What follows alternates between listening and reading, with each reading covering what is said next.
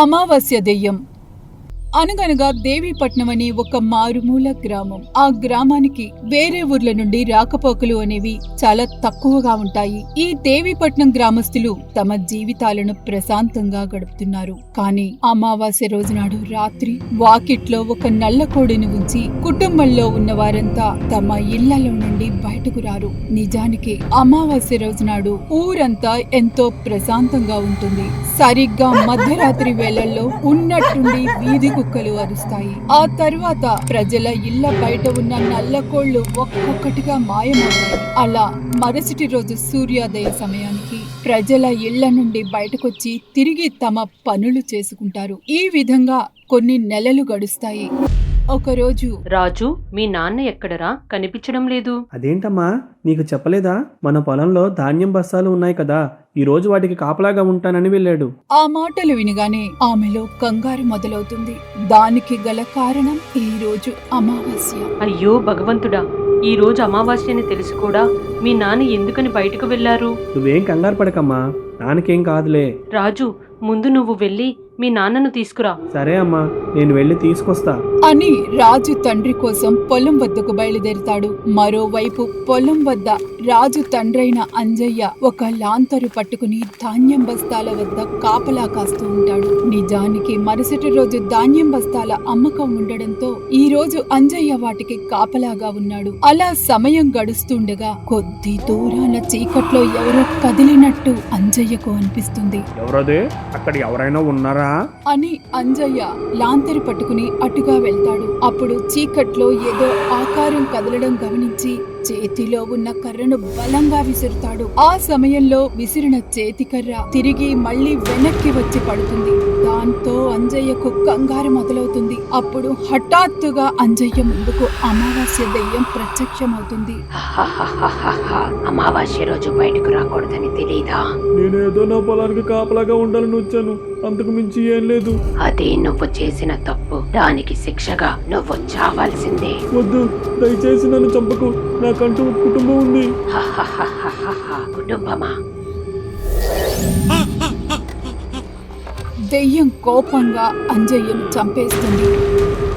ఆ తర్వాత దెయ్యం అక్కడి నుండి మాయమైపోగా రాజు ఇంతలో ఆ చోటుకు చేరుకుంటాడు. అప్పుడు తన తండ్రి శవాన్ని చూసి రాజు ఎంతగానో బాధపడతాడు. నిజానికి ఆ రోజు రాత్రి ఎవరి ఇళ్ల బయట నల్లకోళ్లు చావవు. ఇక మరుసటి రోజు గ్రామస్తులు అంజయ్య చావు గురించి మాట్లాడుకుంటారు. పాపం అంజయ్య నిన్న ఉదయమే నాతో మాట్లాడాడు. ఈ ఏడాది పంట బాగా పండింది, కొడుకుని బాగా చదివించాలని చెప్పాడు. అసలు ఆ దయ్యం గురించి తెలిసి కూడా ఎందుకని అంజయ్య బయటకు వచ్చాడు? ఇదంతా విధిరాతరా. మనం మాత్రం ఏం చేయగలం?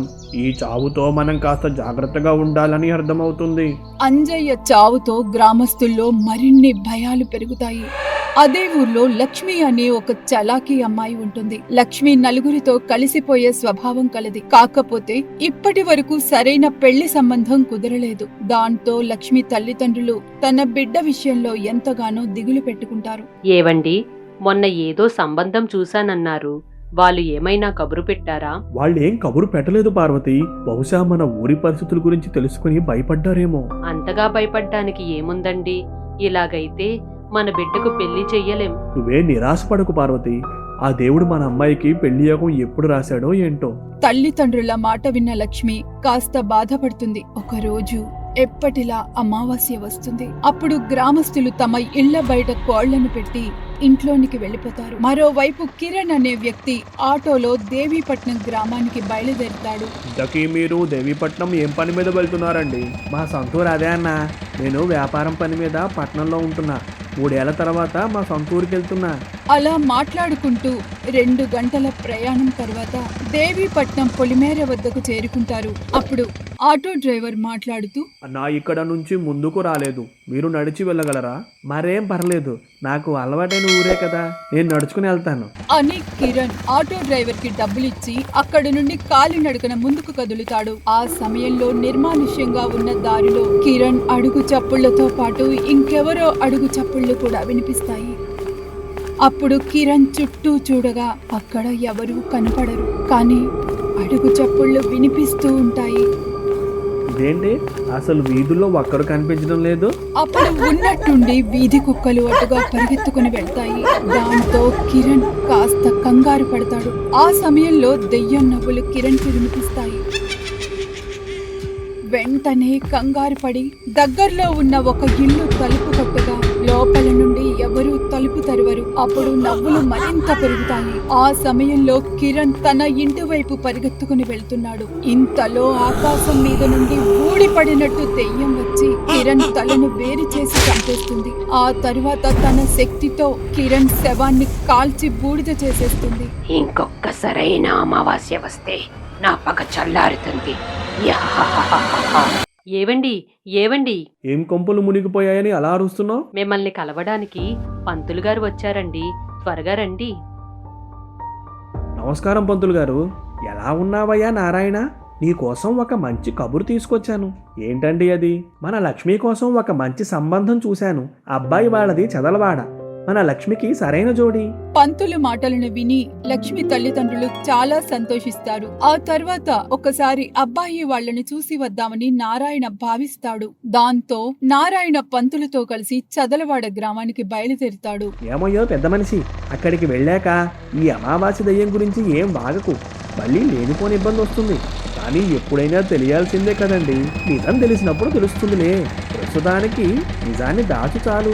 అలా వారు మాట్లాడుకుంటూ చదలవాడ గ్రామానికి చేరుకుంటారు. ఆ తర్వాత పెళ్లి కొడుకు ఇంటికెళ్లి పెళ్లి సంబంధం గురించి మాట్లాడుకుంటారు. ఇరువైపులా మాటలన్నీ కలుస్తాయి. అప్పుడు పెళ్లి కొడుకు అమ్మాయి ఫోటో చూసి పెళ్లికి ఒప్పుకుంటాడు. అన్ని రకాలుగా మాకు ఈ పెళ్లి సంబంధం నచ్చిందండి. మీరేమంటారు? నాకు కూడా మీ సంబంధం నచ్చింది. శుభం. మిగిలిన విషయాలు కూడా మాట్లాడుకుంటే పెళ్లి ముహూర్తాలు పెట్టుకోవచ్చు అని మాట్లాడుతుండగా అబ్బాయి తండ్రి మధ్యలో కలగజేసుకుని పెళ్లి విషయంలో తమకు ఒక ఆచారం ఉందని చెప్తాడు. పంతులు గారు, పెళ్లి మాత్రం మా ఆచారం ప్రకారం జరగాలని కోరుకుంటున్నాం. దాందేముంది, భేషుగ్గా చేసుకోండి. ఇంతకీ మీ ఆచారం ఏంటో? మా వంశానికి చెందిన మగవాళ్ళు అమావాస్య రోజు నాడు పెళ్లిళ్లు చేసుకోవాలండి.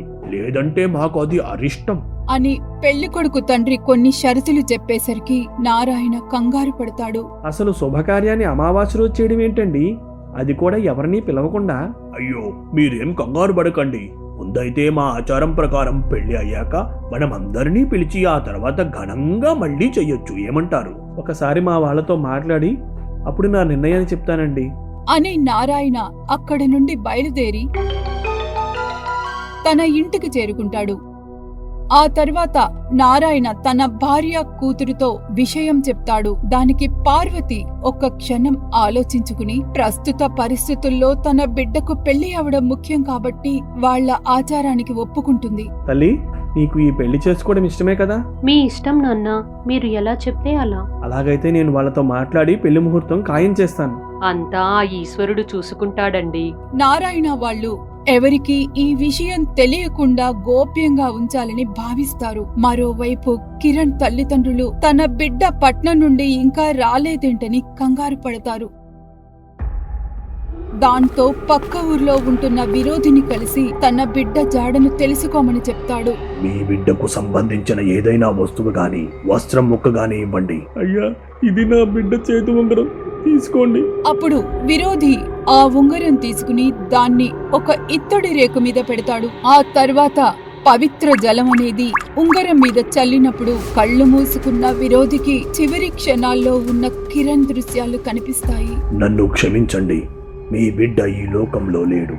మీ ఊర్లో తిరుగుతున్న ఒక సైతాన్ కిరణ్ ప్రాణాలు తీసింది. అయ్యో దేవుడా, ఎంత ఘోరం జరిగిపోయింది. తెలిసి అనవసరంగా వాడిని ఊరికి రమ్మని చెప్పాను. ఏడవడం వల్ల ఆ దుష్టశక్తిని అంతం చేయలేం.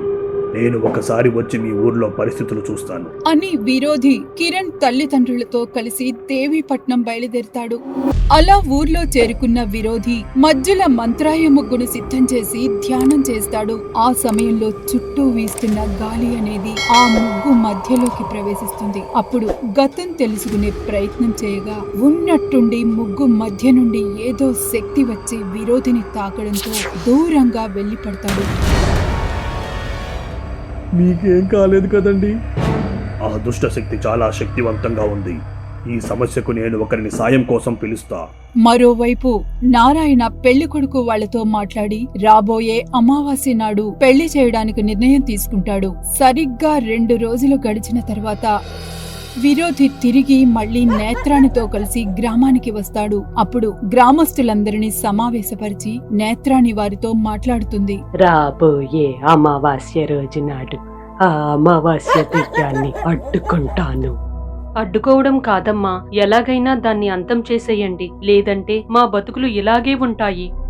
నేను ఆ పనిని పూర్తి చెయ్యాలంటే మీరు కొన్ని విధులను పాటించాలి. ప్రస్తుతం దేవీపట్నం గ్రామస్తులు నేత్రాని చెప్పినట్టు చేయడానికి సిద్ధంగా ఉన్నారు. అప్పుడు నేత్రాని వారితో కొన్ని విషయాలు చెబుతుంది. అలా కొన్ని రోజులు గడుస్తాయి. మరోవైపు నేత్రాని విరోధితో కలిసి అదే ఊర్లో ఉంటూ అక్కడ చుట్టుపక్కల పరిసరాలను గమనిస్తున్నారు. సరిగ్గా అమావాస్యకు 1 రోజు ముందు గ్రామస్తులు తమ ఇళ్ల తలుపుల మీద నేత్రాని ఇచ్చిన సాకృత రక్షను అమరుస్తారు. ఆ సాకృత రక్ష వల్ల ఏంటి ప్రయోజనం నేత్రాని? రాబోయే అమావాస్య నాడు నేను చేయబోయే పూజ కారణంగా దెయ్యం ఇళ్లలోకి ప్రవేశించే అవకాశం ఉంది విరోధి. అందుకే ముందు జాగ్రత్తగా ఆ రక్షలు సిద్ధం చేయించా. మరి రేపే అమావాస్య, నువ్వు సిద్ధంగా ఉన్నావా? రేపటితో అమావాస్య దెయ్యం వెనుక దాగిన రహస్యాలు బయటపడతాయిలే విరోధి. నువ్వు వెళ్ళి మిగిలిన పనులు చూసుకో. మరోవైపు రేపటి పెళ్లి కోసం నారాయణ ఊరికి తూర్పు వైపు జనసంచారం తక్కువగా ఉండే చోటులో ఒక పెళ్లి పందిరిని సిద్ధం చేశాడు. నారాయణ అక్కడ పనులు ముగించుకుని తిరిగి ఊర్లోకి వస్తాడు. ఆ సమయంలో నేత్రాని ఊరి నడి మధ్యలో ఒక కాగడా పట్టుకుని నిలబడి ఉంటుంది. అలా సమయం గడుస్తూ చీకటి పడే సమయానికి గ్రామస్తులందరూ తమ ఇళ్లలోనికి వెళ్లిపోతారు. మరోవైపు ఎవరి కంటా పడకుండా నారాయణ వాళ్ళు పెళ్లి జరిగే చోటు వద్దకు చేరుకుంటారు. ఏంటి బావగారు ఇంత ఆలస్యమైంది? ఈరోజు అమావాస్య కదండి, పైగా ఎవరికంటా పడకుండా రావాలి. మరి ఇంకెందుకు ఆలస్యం, పదండి పెళ్లి చేసేద్దాం. ఆ సమయంలో ఏవో కూనరాగాలు వినిపించడం మొదలవుతుంది. అప్పుడు వారంతా కంగారు పడి చుట్టూ చూసినప్పుడు ఈసారి దెయ్యం ఘోష అనేది వినిపిస్తుంది. ఆ కంగారు నుండి తేరుకునే లోపు హఠాత్తుగా దెయ్యం అక్కడ ప్రత్యక్షమవుతుంది. దాంతో వారంతా భయపడి అక్కడ నుండి పారిపోవాలని ప్రయత్నించగా దెయ్యం తన శక్తితో వారిలో చలనం లేకుండా చేస్తుంది. ఇక్కడ జరగబోయేది పెళ్లి వేడుక కాదు, చావు వేడుక. దయచేసి నా బిడ్డ జీవితాన్ని నాశనం చేయొద్దు, కావాలంటే నా ప్రాణాలు తీసుకో. వద్దు నాన్న, అలా చెయ్యొద్దు, మేము మిమ్మల్ని దూరం చేసుకోలేం. ఒకవైపు తమ ప్రాణాలతో వదిలేయమని నారాయణ వాళ్ళు ప్రాధేయపడతారు. మరోవైపు నేత్రాన్ని వెలుగుతున్న కాగడా పట్టుకుని మంత్రాలు చదువుతుంటే విరోధి గాలిలో తన చేతికర్రను పట్టుకుని వింటాడు. అదే సమయంలో దెయ్యం పెళ్లి కొడుకుని చంపడానికి ముందుకు కదులుతుంది. ఇక ఆఖరి క్షణంలో దెయ్యం అక్కడ నుండి మాయమై నేత్రాన్ని ఉన్న చోట ప్రత్యక్షమవుతుంది. అప్పుడు విరోధి తన చేతికర్ర సాయంతో దెయ్యాన్ని నేత్రాన్ని సిద్ధం చేసిన వలయంలోనికి లాగుతాడు. దాంతో నేత్రాన్ని చేతిలో ఉన్న కాగడా వెలుగు ఆరిపోతుంది. నా పనికి అడ్డుపడుతున్నావు, ఎవరు నువ్వు? నా గురించి అందరికీ తెలుసులే, ముందైతే నువ్వు ఎవరో చెప్పు. ఆ సమయంలో దెయ్యం మాట్లాడడానికి ఇష్టపడదు. అప్పుడు నేత్రాన్ని ఒక రాగి నాణెం తీసి దెయ్యం వైపు విసిరగా ఉన్నట్టుండి దెయ్యం జ్వాల మంటల్లో కాలిపోతుంది. ఆ బాధను దెయ్యం భరించలేకపోతుంది. దాంతో నిజం చెప్తానని దెయ్యం అనడంతో తిరిగి మామూలు స్థితి నెలకొంటుంది. నా పేరు పద్మ, నేను కొంతమంది స్వార్థపరుల వల్ల ప్రాణాలు కోల్పోయాను. పద్మకు 5 ఏళ్ల వయసున్నప్పుడే ప్రమాదంలో తన తల్లిదండ్రులను కోల్పోయింది. అయితే వాళ్ల నాన్న పేరు మీద ఉన్న 4 ఎకరాల పొలాన్ని అంజయ్య కౌలు రైతుగా సాగు చేసేవాడు. అలా కౌలు ద్వారా వచ్చిన డబ్బులతో పద్మ సంతోషంగా ఉండేది. ఒకరోజు పట్నం నుండి వచ్చిన కిరణ్ పొలంలో పనిచేస్తున్న అంజయ్యను కలుస్తాడు. ఏంటి బాబాయ్, ఈ ఏడాది కూడా పంట బాగా పండినట్టుంది? అవును కిరణ్, ఇంకో 2 నెలల్లో కోతకు వచ్చేస్తుంది. సర్లే గాని ఇంకెన్నాళ్ళు ఇలా కౌలు రైతుగా పనిచేస్తావు? నీకంటూ ఏం సంపాదించుకోవా? నేను ఎలా సంపాదించుకోగలనురా? ఏదైనా జరిగేది ఉంటే మాట్లాడు. ఇప్పుడు నువ్వు కౌలుగా పనిచేస్తున్న ఈ పొలం నీ సొంతం అయ్యేలా చేయగలను. కిరణ్ మాటలకు అంజయ్యలో దురాశ పెరుగుతుంది. అలా కిరణ్ తో మాట్లాడడం పూర్తయిన తర్వాత సాయంకాలం పద్మను కలవడానికి వెళ్తాడు. అప్పుడు మాటల్లో మాటగా, ఎన్ని రోజులని ఇలా ఒంటరిగా ఉంటావు తల్లి? ఎవరినైనా పెళ్లి చేసుకుని ఒక కొత్త జీవితాన్ని మొదలు పెట్టొచ్చు కదా. అది కాదు బాబాయ్, అసలు నా గురించి పట్టించుకుని నాకు పెళ్లి చేసే వాళ్ళు ఎవరున్నారు చెప్పు. అదేంటి తల్లి, నేను లేనా? నువ్వు ఒప్పుకుంటే ఒక మంచి సంబంధం ఉంది, నేనే దగ్గరుండి పెళ్లి చేయిస్తాను అని అంజయ్య ప్రేమను నటిస్తూ కొన్ని మాయ మాటలు చెబుతాడు. ఆ మాటలను పద్మ కూడా గుడ్డిగా నమ్ముతుంది. దాంతో అంజయ్య చెప్పిన దానికి పద్మ సరేనని ఒప్పుకుంటుంది. అప్పుడు ఒక అమావాస్య రోజు నాడు పద్మ పెళ్లి కూతురులాగా సిద్ధమై ఇంట బయట నిలబడి ఉంటుంది. ఆ సమయంలో కిరణ్ అక్కడికొచ్చి, వెళ్ళమ్మా పద్మ, అక్కడ ముహూర్తానికి ఆలస్యం అవుతుంది. అది కాదన్నయ్యా, ఎందుకని అమావాస్య రోజు పెళ్లి పెట్టారు? పైగా ఎవరికీ చెప్పొద్దని అంజయ్ బాబాయ్ అన్నారు. ఇదంతా నీ మంచి కోసమే పద్మ. ఆ పెళ్లి కొడుకు వాళ్ళ ఆచారం ప్రకారం ముందు ఇలా పెళ్లి చేసుకుని ఆ తర్వాత నలుగురికి చెప్తారు. కిరణ్ మాటలు నమ్మిన పద్మ అతనితో కలిసి వెళ్తుంది. అలా పెళ్లి జరిగే చోటు వద్దకు చేరుకునేసరికి అక్కడ పెళ్లి కొడుకు అంజయ్యలు మాత్రమే ఉంటారు. ఆ సమయంలో పద్మకు ఏదో అనుమానం కలిగి అక్కడ నుండి తప్పించుకోబోతుంటే హఠాత్తుగా కిరణ్ వెనుక నుండి పద్మ మీద దాడి చేస్తాడు. దాంతో స్పృహ కోల్పోతుంది. కాసేపటి తర్వాత కళ్ళు తెరిచిన పద్మ ఒక చెట్టుకు కట్టబడి ఉంటుంది. అయ్యో పిచ్చి పద్మ, మేమిదంతా నీ ఆస్తి కోసం చేశాం. ఇకపై నీ పొలం, నువ్వు ఉంటున్న ఇల్లు మా సొంతం. నీలాంటి ఆడవాళ్ళని నమ్మించి మోసం చేసి ఇలా సొమ్ము చేసుకోవడం నా అలవాటు పద్మ. అందులో భాగంగా నువ్వు ఈ అమావాస్య రోజు నాడు బలైపోతున్నావు. దయచేసి నన్ను వదిలేయండి బాబాయ్, కావాలంటే నేను ఈ ఊరి వదిలి వెళ్ళిపోతా. మీ గురించి ఎవరికీ చెప్పను. అమ్మో, నువ్వు ప్రాణాలతో ఉంటే మాకు ఎప్పటికైనా ప్రమాదం పద్మ. ఇప్పుడు నిన్ను చంపేసి నువ్వు ఈ ఊరు వదిలి వెళ్ళిపోయావని ప్రజలను నమ్మిస్తాం. స్వార్థపరులైన వారు పద్మను ప్రాణాలతో ఉండగానే నిప్పు పెట్టి కాల్చేస్తారు. ఆ సమయంలో పద్మ నొప్పితో గట్టిగా అరుస్తుంది. అలా నరకాన్ని అనుభవిస్తూ చివరిగా పద్మ ప్రాణాలు కోల్పోతుంది. సరిగ్గా పద్మ చనిపోయిన 7 అమావాస్యల తర్వాత దెయ్యంగా మారుతుంది. అప్పుడు పగతో రగులుతున్న పద్మ అంజయ్య వాళ్ళని చంపడానికి ఊర్లోకి వెళుతుంది. అలా ఊర్లోకి వెళ్లిన దెయ్యం ఇంట్లోకి ప్రవేశించలేకపోతుంది. ఈ విధంగా దెయ్యం ప్రతి అమావాస్యకు ఊర్లోకి రావడం అనేది జరుగుతుంది. అలా జరిగింది మొత్తం నేత్రాన్ని తెలుసుకుంటుంది. ఇప్పుడు చెప్పు, నేను చేసిన తప్పు ఏంటో. మీరేం కంగారు పడకండి మావయ్య. ఈ కారణం వల్ల నేను మీ అమ్మాయిని పెళ్లి చేసుకునే భయపడద్దు. మేము ఈ ఊరి వాళ్ళం కాబట్టి మమ్మల్ని చంపడానికి దయ్యం వచ్చి ఉండొచ్చు. కానీ ఎందుకని ఆ దయ్యం నిన్ను చంపాలని చూసింది బాబు? అవన్నీ తర్వాత మాట్లాడుకుందాం. ముందైతే ఈ 3 ముళ్ళు పడనివ్వండి. ఇప్పుడేం చేయబోతున్నావు నేత్రాని? ఇక్కడున్న అమాయక ప్రజల భయాన్ని పోగొట్టడం కోసం ఆ దెయ్యాన్ని అంతం చెయ్యాలి. లేదంటే గతంలో ఒక అమాయకపు అమ్మాయికి జరిగిన దానికి న్యాయం చేకూరాలంటే ఆ దెయ్యాన్ని విడిచిపెట్టాలి. నన్ను అడిగితే విడిచిపెట్టమనే చెప్తాను నేత్రాని. మరోవైపు లక్ష్మి మెడలో తాళి కట్టడానికి పెళ్లి కొడుకు సిద్ధంగా ఉంటాడు. ఆ సమయంలో ఎవరో తనని లాగినట్టు దూరంగా వెళ్లి పడతాడు. అలా కింద పడిన పెళ్లి కొడుకు తిరిగి లేచి చూసేసరికి ఎదురుగా దెయ్యం ప్రత్యక్షమవుతుంది. గతంలో నన్ను మోసం చేసావు, గుర్తు ఉందా? ఇంతలో విరోధి వాళ్ళు అక్కడికి చేరుకుని నారాయణ వాళ్లతో జరిగింది మొత్తం చెప్తారు. ఆ మాటలన్నీ విన్న తరువాత పెద్ద అపాయం నుండి బయటపడ్డామని వారు భావిస్తారు. దాంతో వారంతా అక్కడ నుండి వెళ్లిపోతారు. మరోవైపు దెయ్యం కోపంగా ఆ పెళ్లి కొడుకుని కొడుతుంది. వీడి చావుతో నీ పగ చల్లారుతుంది కదా? నా పగ చల్లారుతుంది, కానీ వీడిని అంత తేలికగా చంపాలని లేదు. దానికి నాకు మరో 7 అమావాస్యల సమయం కావాలి. ఇకపై ఇక్కడున్న ప్రజలకు ఏ ఇబ్బంది కలగకూడదు. దెయ్యంతో మాట్లాడిన తర్వాత వారు ఊర్లోకి వెళ్లి అమావాస్య దెయ్యం ఎవరని చెప్తారు. దాంతో ఇన్ని రోజులు ఆ ముగ్గురి మీద పగతో దెయ్యం ఊర్లో తిరుగుతుందని అర్థం చేసుకుంటారు. ఆ రోజు నుండి దెయ్యం తన చావుకు కారణమైన ఆ వ్యక్తిని ఊర్లో ఈడ్చుకుంటూ తిరుగుతుంది.